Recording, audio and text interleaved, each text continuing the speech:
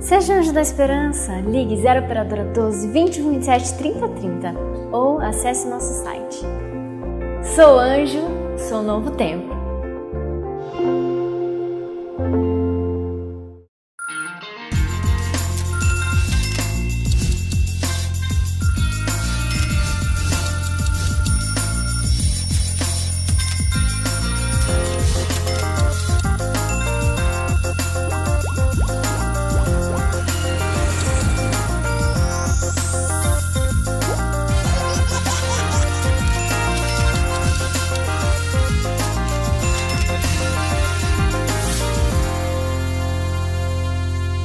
Já está no ar o Saldo Extra, temos hoje mais uma jornada e vamos tratar de um assunto muito sugestivo. Vamos falar de hábitos de consumo. E para nos trazer conselhos sobre este tema, temos a honra e a satisfação de receber aqui Andressa Costa. Ela é formada em gestão financeira e especializou-se em coach financeiro. Andressa, seja muito bem-vinda, é um prazer ter você aqui conosco. Muito obrigado por dedicar o seu tempo para estar aqui com a gente, tratando deste assunto tão importante, né, Andressa? Quer falar sobre hábitos de consumo. Mas antes, vamos às notas de economia. Olá, você que acompanha o Saldo Extra, obrigado pela sua atenção em mais um programa. Vamos às notas de economia. Hoje eu vou alimentar o tema do dia, hábitos de consumo, e eu venho com um alerta.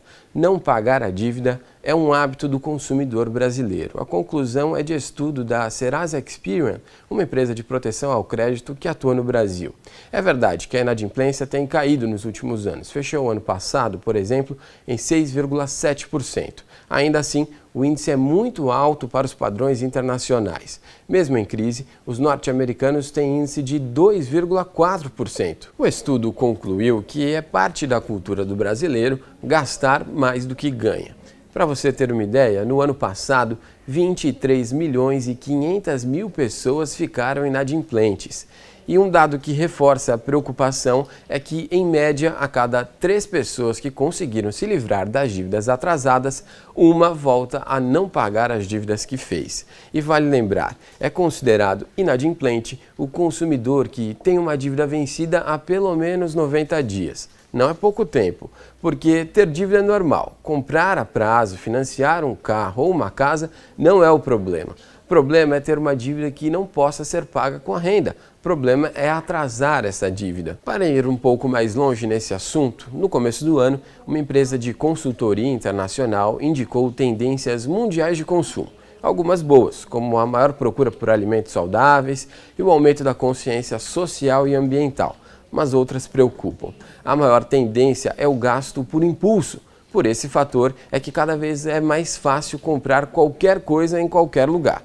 As empresas estão de olho para aproveitar esses hábitos. Agora é você, consumidor, que precisa ficar atento para saber o que pode e o que não pode comprar e qual dívida pode ou não pode assumir. Por hoje é só. Obrigado pela sua atenção. Eu volto na semana que vem com mais notas de economia. E você fica agora com o Antônio Tostes e o Saldo Extra. Até mais. Fala-se muito que consumismo é a doença desse mundo contemporâneo que estamos vivendo. Como é que uma pessoa pode saber, Andressa, se ela é um consumista ou se ela não é um consumista? O que na essência é o consumismo? Bom, ela pode saber se ela está consumindo sempre assim o mesmo tipo de produto e ela acaba nem usando ou acaba afetando demais o orçamento dela.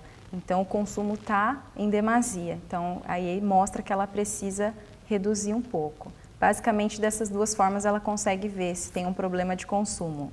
Nós poderíamos dizer que o consumista é aquela pessoa que gasta mais do que pode? Também. E aquela pessoa que, às vezes, mesmo dentro do orçamento, consome muito um determinado produto e acaba não usando. Então, é só aquela emoção do momento. Isso também pode ser considerado um consumista. Recentemente, uma pesquisa apresentada num dos jornais noturnos mais populares do Brasil apontou que mais de 60% da população brasileira está endividada. Podemos dizer que esse endividamento é uma consequência desse consumismo, vamos chamar irresponsável? Com certeza. tem muito a ver e facilidade de crédito. Então, tudo que você quer consumir, se você não tem o dinheiro à vista, você tem outros meios de consumir, seja parcelando no cartão de crédito ou fazendo um crediário, ou até mesmo empréstimos e financiamentos. Então, eles contribuem muito para esse índice. Agora, Andressa, vamos falar então sobre essa questão de como gerir bem o consumo. Você já citou um exemplo aqui de que existem pessoas que às vezes estão acostumadas a comprar. Vamos citar como exemplo sapatos para as mulheres gostam de comprar sapato. Vai na rua e logo quer comprar um sapato novo. O que está influenciando tanto as pessoas a adquirirem hábitos inadequados no que diz respeito ao consumo? Você pegou o exemplo que eu gosto de usar bastante, que é bem comum, né? Então quer dizer que o problema não é só lá em casa, né, Andressa? Não, geralmente mulher gosta de sapato e bolsa também, né? Mas o consumo ele é realizado por um disparo emocional. Então ele está totalmente ligado à emoção, né? Então no caso das mulheres, muito a autoestima, a questão da beleza, de se sentir uma mulher bonita para si mesma e para as pessoas. Mas acontece muito, eu acho que muitas mulheres já passaram por isso, eu também já passei, de você olhar assim os seus sapatos e falar, gente, eu comprei esse sapato faz 1 ano, eu usei uma vez, eu nem uso. Então, realmente, isso acontece. Qual que é a dica que a gente dá para esses casos, nesses hábitos que você precisa dar pôr um freio ali? Por exemplo, você vai para o shopping e aí você está indo lá para fazer outra coisa, mas você passa por aquela loja de sapato, você vê e quer levar um. Qual que é o conselho? Deixar o cartão de crédito no carro, então você deixa ali o cartão de crédito no seu veículo e vai para o seu compromisso, fazer o que você tem que fazer. Passou em frente à loja de calçados, viu aquele lindo que disparou aquela emoção, meu Deus, eu tenho que comprar. Você ter algumas perguntinhas com você que te ajudam a refletir. Então a primeira é, se eu realmente preciso desse produto, eu tenho dinheiro para comprar à vista? Se sim, lembrar de pedir descontos. Se eu não tenho, eu vou comprar parcelado. A parcela está dentro do meu orçamento, não vai afetar a minha renda e o meu orçamento mensal? Outras coisas também a se ver é o quê? Eu preciso realmente desse produto? Se você falar, não, eu estou precisando mesmo, é esse mesmo, é essa cor? Porque o que acontece muito também é a questão da ansiedade. Então a pessoa vai, às vezes ela até vai com propósito, eu estou precisando comprar um sapato novo para trabalhar, eu preciso trabalhar bem vestido, ok. E ela chega lá, não tem aquele sapato social, formal para o trabalho, mas ela vê aquela sandália linda. Então, como não tinha, eu levo a sandália, mas eu tenho que comprar alguma coisa. Isso acontece muito. Então, se você faz esse processo de deixar o cartão e pensar nessas perguntas, você vai ter que voltar até o carro para buscar o cartão de crédito e aí você vai ter todo esse tempo do percurso longe do produto, longe daquela questão emocional, então você vai conseguir pensar de uma maneira mais racional. Então isso ajuda muito. Quais os conselhos que você daria para uma pessoa que quer adquirir hábitos corretos? Quais são os passos? Primeiro, um exercício interessante que nós trabalhamos no coaching, no processo de coaching, é fazer 2 listas. A lista dos hábitos indesejados e dos hábitos desejados. Então você faz uma ao lado da outra e você escreve de que forma? Por exemplo, hábito indesejado, comprar muitos sapatos sem necessidade. Vamos falar um exemplo, outro simples? Porque às vezes as pessoas pensam que esses hábitos desejáveis, eles têm a ver apenas com grandes despesas, né? Será que aquela casquinha que se toma de sorvete, toda vez que sai, pode ser um hábito indesejável também? Pode. Porque isso afeta as finanças, um pouquinho aqui, um pouquinho ali, pode afetar. Podemos incluir esse item? Podemos. Tudo que está em desequilíbrio pode entrar nesse item, porque até no caso da casquinha, pode afetar até a sua saúde, né? Se todo dia você está ali consumindo sorvete, também não vai ser saudável. Então você marca ali hábito, o indesejado e o hábito desejado. Então você substitui. Ter equilíbrio nas compras, comprar com inteligência, com responsabilidade, enxergar a diferença entre desejo e necessidade. E aí você vai listando o hábito indesejado e substituindo. E outra forma interessante também é você ver o que você consegue substituir. Então, por exemplo, eu sempre como a casquinha de sorvete. Tem uma outra coisa que eu posso substituir? Por exemplo, uma fruta ou um suco natural, que também é mais saudável e pode até ser mais barato. E aí listar isso, o hábito que você tem, o hábito que você pode vir a ter e marcar a economia que você tem com aquilo. Então, vamos supor que o sorvete custa R$5 e o suco natural custa R$3. Você tem uma economia de R$2 a cada vez que você substitui isso. Marcar a questão da economia também é um exercício muito interessante, ajuda bastante. Vamos falar no aspecto da periodicidade. Às vezes não é uma coisa ruim, vou citar como exemplo. Sair com a família no final de semana para passear é algo legal. Às vezes o tempo não está bom, não está contribuindo, está chovendo. Aonde as crianças querem ir? No shopping. E aí vem aquele aspecto de comer fora. Às vezes o hábito de ir todo final de semana comer fora não é que seja uma coisa indesejável, às vezes o problema é a periodicidade. Fazer isso com menos frequência. Seria esse um bom caminho também, Andressa? Sim, tudo vai, se isso está afetando ou não o seu orçamento, se está comprometendo em alguma outra coisa. Dentro do nosso trabalho de aconselhamento, a gente propõe um sistema de divisão da renda. Então, você vê a sua renda e vê quantos por cento é interessante você gastar com as necessidades básicas, quantos por cento com instrução, quantos por cento com diversão. Então, nisso a gente inclui lá uma continha que é específica para diversão. Se você está com a vida totalmente organizada e seu orçamento permite você todo fim de semana sair com a sua família, não tem problema algum. Então é interessante também colocar ali, separar o dinheiro entre as contas e o da conta da diversão, ele tem que ser consumido todo mês. Porque também se as pessoas não têm um momento de prazer, o que acontece? Né? É a mesma coisa se você pega um sabão e aperta uma hora, ele escorrega. Então é a mesma coisa, a pessoa trabalha tanto, se dedica tanto e se ela tem o dinheiro só para pagar a conta, isso também não é saudável. E aí uma hora ele extravasa e acaba gastando bastante com a diversão, com algo prazeroso, só que logo vem o arrependimento, porque veio dívida, entrou no cheque especial. Então é interessante trabalhar todo mês com uma porcentagem da sua renda dedicada para esses momentos. Qual a periodicidade que você recomenda para fazer esse orçamento, a análise? É interessante mensal, acompanhar bem as finanças, você vê direitinho para onde o seu dinheiro está indo, se você precisa replanejar alguma coisa. Principalmente para quem é assalariado, então tem a renda mensal, é interessante fazer o balancinho mensal aí. Agora vamos mudar para o outro lado, vamos falar dos hábitos desejáveis. Como que eu faço para construir esses hábitos desejáveis? Você falou um pouquinho sobre identificar, fazer uma listagem. Eu agora quero estabelecer hábitos que estejam condizentes com o meu padrão de vida. Existem dicas que me ajudem a estabelecer hábitos corretos de consumo? A dica é exatamente essa. Primeiro passo, identificar e ver no que aquilo está afetando a minha vida e o meu orçamento. O segundo passo é fazer essa lista de coisas que eu posso substituir, que vão me satisfazer também, que vão ser boas também, mas que eu consigo economias ou que eu consigo um equilíbrio, como você colocou muito bem sobre a periodicidade. Então, por exemplo, eu estou fazendo algo toda semana, mas o meu orçamento não está comportando que esse hábito seja semanal. Então, vamos colocar para quinzenal ou para mensal? Então, é realmente fazer essa análise, fazer um mapinha, assim, digamos, né? E ir substituindo. E sempre procurar. Eu gosto muito disso, mas isso está caro. Tem algo parecido que me satisfaça também, que esteja mais em conta? Isso também é interessante. Agora, Andressa, vamos falar de um assunto que eu acho que a gente precisa aprender bastante com ele e eu quero ver a sua visão sobre esse tema.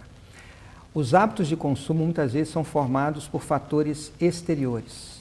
Até que ponto a mídia está influenciando a sociedade a estabelecer hábitos de consumo inadequados? A mídia influencia bastante, principalmente os jovens, porque ela passa aquela imagem de que para você estar incluso ali no grupo, você tem que ter isso aqui.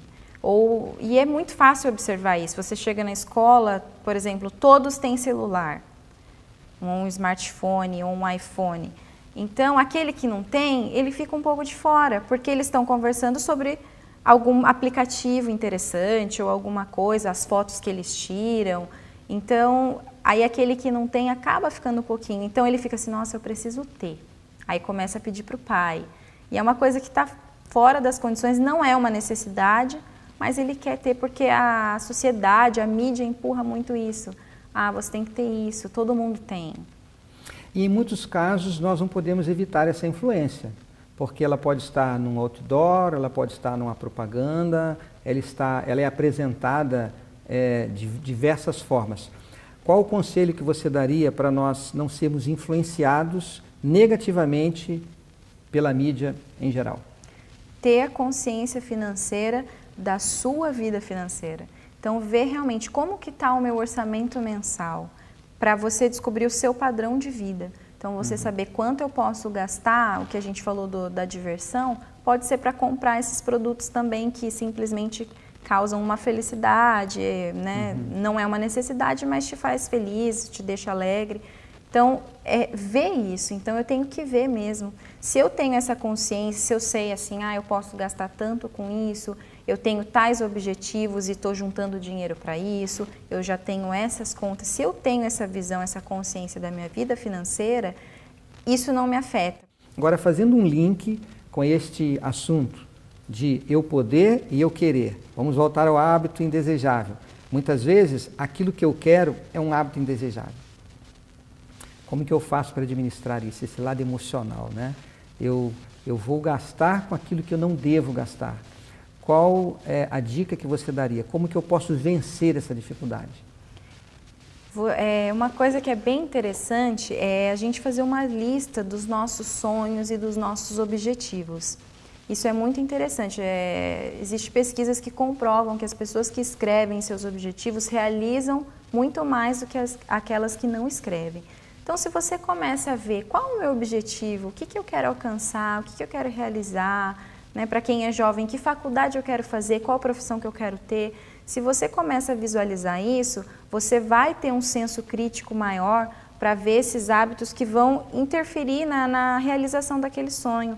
Então, eu quero tanto alcançar isso, se eu comprar essa bolsa tão cara, ela vai tirar dinheiro para esse sonho, então eu vou ter que protelar esse sonho. Então, tudo vai de conscientização mesmo. Trabalhar com listas é muito bom, escrever então tudo, o que eu quero, isso, eu quero, o que eu quero simplesmente por desejo, isso, e o que eu quero de objetivo de vida mesmo, isso. Então, quando você tem essa consciência, você consegue se equilibrar emocionalmente.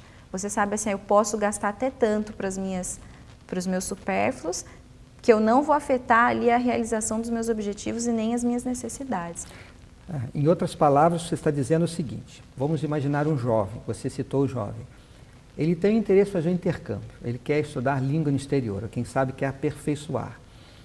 Ele faz um cálculo de quanto seria este sonho, ele então vai fazer a sua planilha, o seu orçamento, vai deixar ali uma pequena margem, uma sobra, para que ele possa ir fazendo economia para realizar aquele sonho.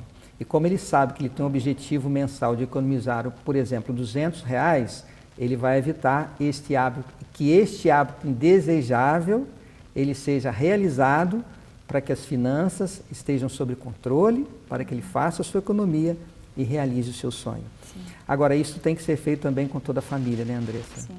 Existem sonhos que certamente, se nós envolvermos toda a família, será muito mais fácil gerir os recursos envolvendo as famílias. E os filhos estão envolvidos nesse processo, né, Andressa? Com certeza. É um processo de educação mesmo.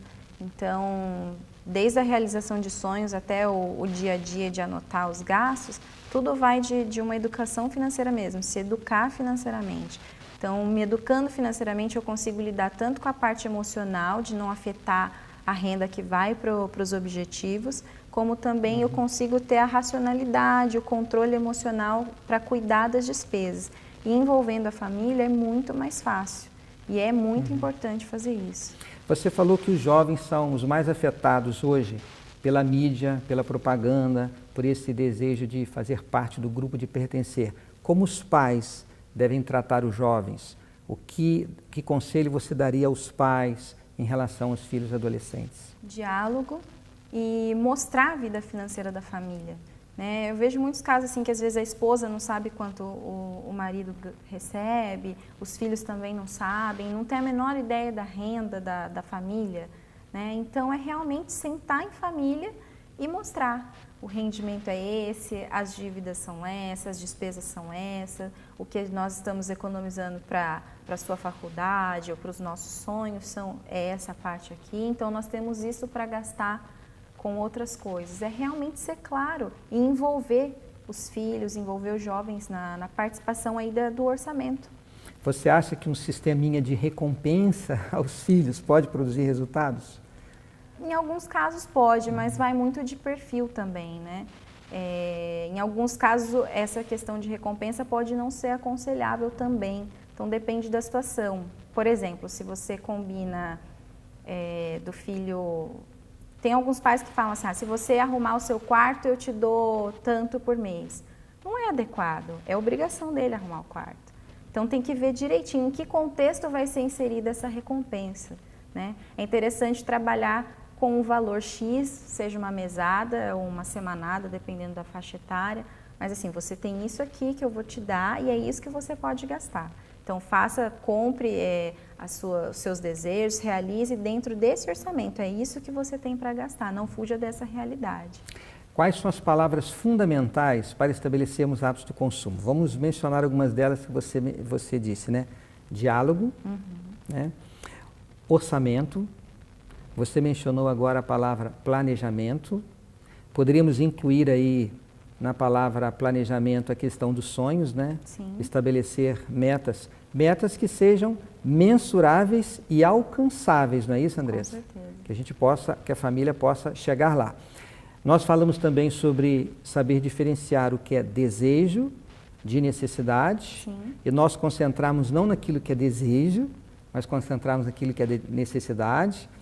Não comprar por impulso. Nota, olha quanta coisa nós mencionamos, né? O que você diria mais nessa questão de hábitos de consumo que poderíamos ajudar a construir hábitos corretos? Bom, realmente ter em mente e ter ali listado objetivos, sonhos, para ver o que é prioridade de ser alcançado e dividir essa parte da renda que seja para esses supérfluos, para essas outras coisas de consumo que causam uma satisfação, um prazer. Se você tem tudo organizado em equilíbrio, não tem problema, né? O problema é quando afeta ou quando passa do valor da renda da família. Mais uma vez eu volto a falar a importância da família construir isso junto, inclusive falar dos sonhos de cada um junto, porque às vezes os pais não sabem quais são os sonhos dos filhos, os filhos também não sabem o que os pais querem realizar para a família. Então, quando coloca-se tudo isso junto, é muito mais fácil fazer um planejamento e um orçamento para isso. E aí a consciência financeira fica muito maior. E o que é interessante também, como você falou dos jovens, né, colocar algo mensurável, algo tangível. Às vezes, com a ajuda dos pais, né, com o auxílio deles, os jovens também vão vendo exatamente, será que é isso mesmo? Porque os nossos sonhos, nossos objetivos também mudam ao longo do percurso, né? Nós vamos tendo mais informação, mais educação e às vezes você muda um pouco o planejamento. Então é interessante que os filhos também já comecem a participar disso, ver que o planejamento pode mudar. Com que periodicidade você acha que essa reavaliação do orçamento do planejamento deve ser feita? Porque você disse, às vezes pode ser que durante o decorrer dos meses, vai passando o ano, surge algum fato novo. A que periodicidade você diria que deve haver essa reavaliação do planejamento do orçamento da família? Acho que é interessante semestralmente a família se reunir novamente, ver como tudo está andando, o que já foi alcançado, o que não ainda. E também dependendo do tempo de cada objetivo.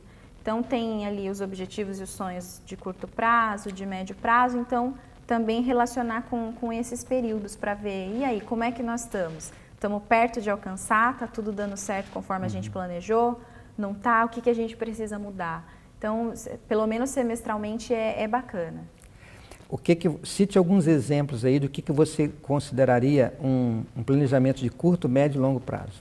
Curto prazo até 1 ano, médio 5 anos mais ou menos e longo prazo 10 para mais. Então nós colocaríamos as férias, vamos imaginar que os filhos gostam de tirar férias, vamos para uma casa de praia, né? vamos a um lugar agradável nas próximas férias, algo onde a família nunca foi. Esse é um grande incentivo, inclusive, para envolver os jovens. Então, faz-se o cálculo de quanto vai ser aquele sonho, aquele desejo, faz uma programação de estabelecer uma reserva mensal, todos vão contribuir para que o sonho seja realizado. Esse seria um exemplo de um investimento aí, de um sonho de curto prazo. O que seria um sonho aí de médio prazo? Pode ser a troca do carro, vamos comprar um carro novo, um carro melhor. Depende de um investimento um pouco maior, né? Sim. E de longo prazo?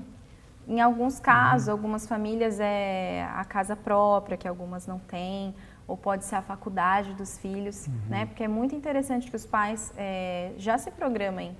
Quando o filho chegar na idade da faculdade, ele já tem um montante que consiga suprir aquela necessidade. Então, isso é um planejamento muito bom de ser feito também. Então, vamos já guardar ali em algum fundo de investimento, todo mês um pouquinho, para daqui a 10 anos, quando o nosso filho for para a faculdade, ele já ter uma reserva que ele consiga pagar, ou pagar pelo menos um período da faculdade. Andressa, existem muitos jovens que nos acompanham. Jovens que estão aí ainda entrando no mercado de trabalho, aqueles recém-casados. Qual é a grande diferença hoje dentro dessa questão financeira na vida de alguém que já tem uma família estruturada, que tem filhos, né, etc., e de um jovem? O que você destacaria como sendo o mais importante para o jovem se aperceber hoje na sua vida material? Que ele tem o tempo totalmente a favor dele. Então, se ele começar hoje a poupar um pouquinho para a independência financeira dele, que é algo de longo prazo, ele consegue alcançar essa independência muito antes do que os pais dele que vão começar agora. Então, os jovens têm que se atentar que o fator maior que eles têm a favor é o tempo. Né? O importante é aprender a investir, a poupar desde cedo e fazer isso sempre, isso ser constante. Andressa, muito obrigado. As suas dicas e os seus conselhos foram excelentes. Eu acho que nós poderíamos fazer um programa para cada um desses itens, falar de planejamento, falar de orçamento, falar de como estabelecer esses sonhos. Obrigado de coração, que Deus continue lhe abençoando. Amém. Se você quiser falar com a Andressa, fazer contato com ela, está aí agora na sua tela o telefone da Andressa, está aí o seu Facebook, para que você possa fazer contato e, quem sabe, adquirir aí uma consultoria pessoal. Fica aqui o nosso agradecimento pela sua presença. Nos encontramos na próxima semana, no nosso próximo encontro. Um grande abraço, que Deus lhe abençoe.